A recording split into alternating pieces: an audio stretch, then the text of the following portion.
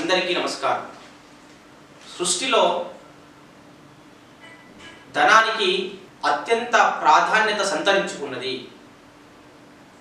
ఎందుకంటే పెద్దవాళ్ళు చెప్తున్నారు, ధనం మూలం ఇదం జగత్, ధనమేరా అన్నిటికీ మూలం అంటారు.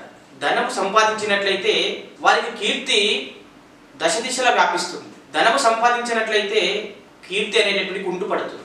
మరి ధనం సంపాదించాలి అంటే అనేక మార్గాలు ఉన్నాయి. కానీ ధనమును ధర్మబద్ధంగా జీవించాలి, ధర్మబద్ధంగా సంపాదించాలి. ధర్మబద్ధంగా సంపాదించిన ధనము ద్వారానే, డబ్బు ద్వారానే మన యొక్క కామము అనగా కోరికలు తీర్చుకోవాలి.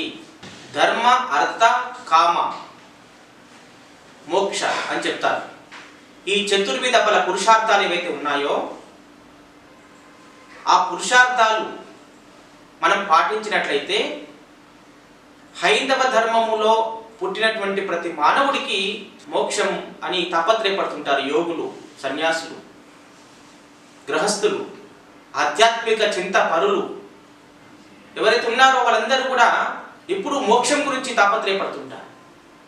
కానీ మోక్షము పొందాలి అనేటటువంటి తాపత్రయం ఎవరిలో అయితే ఉంటుందో అంతిమమైనటువంటి మోక్షాన్ని పొందడానికి ముందు ఉన్నటువంటి ధర్మ, అర్థ, కామ ఈ మూడు ప్రక్రియలు సక్రమంగా చేసినట్లయితే చివరిది మోక్షం మనకు దొరుకుతుంది. ధర్మబద్ధంగా జీవించకుండా ఉంటే అక్కడ మనము దాని ఫలితం పొందలేము. ధర్మబద్ధంగా అర్థము డబ్బు సంపాదించకపోతే దాని ఫలితం మనం పొందలేము.